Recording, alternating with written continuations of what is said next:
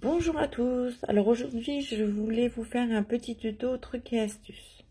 Quand on débute au crochet, c'est vrai, c'est pas facile de suivre un tuto vidéo et de faire en même temps. Donc vous avez été plusieurs à me demander en message privé comment on pouvait faire pour améliorer la chose. Et ben moi je vais vous donner mes trucs et astuces à moi perso. Et ben quand je suis un tuto, hop, je mets la vidéo en route et je note tout ce que je dois faire. Voilà, ça, c'est un des trucs le plus simple. C'est que je note tout. Et une fois que tout est noté, je me prépare une feuille qui s'appelle... moi, je vais appeler ça mon petit tableau de bord. Hop. En abrégé, je marque tout ce que je dois faire. Et à chaque fois que je finis un rang, hop, je fais un trait sur le côté. Alors ça, bien entendu, c'est pour comment? Par exemple, les petites figurines comme ça, où il va y avoir des augmentations, des diminutions, etc. pour ne pas me perdre. Voilà. Autre chose, vous m'avez dit, est-ce que c'est obligé d'avoir un marqueur quand on travaille en spirale? Oui, c'est obligé d'avoir un marqueur, mais vous n'êtes pas obligé de prendre un marqueur comme ça. Vous pouvez prendre soit une épingle à nourrice ou un trombone. Il y en a qui utilisent le fil, moi je n'y arrive pas, mon fil s'en va.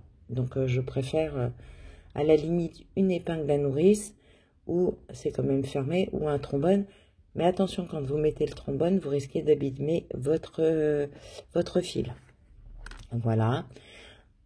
D'autre part, vous m'avez demandé aussi quand on a un diagramme.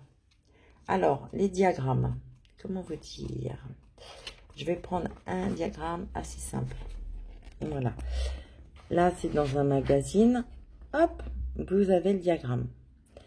Donc, bon, vous avez des petits dessins qui vous expliquent. Vous avez le nombre de mailles qui est marqué, etc. Et le nombre de rangs. Donc, à pas confondre. Hop, le nombre de mailles et le nombre de rangs qui est ici. Hop, hop, hop, hop, hop, hop, hop. Voilà.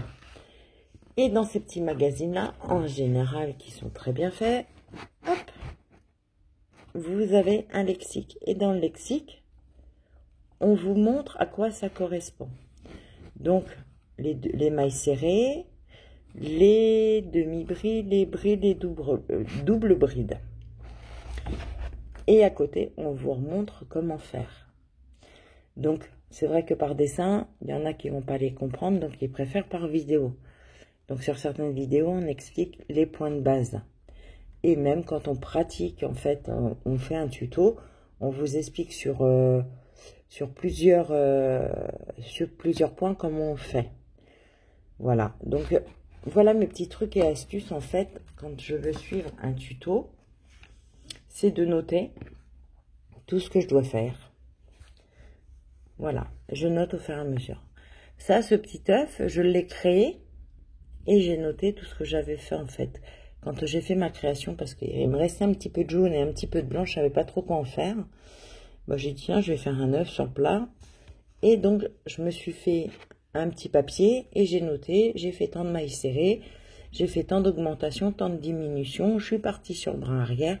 Et en fait, je note les choses.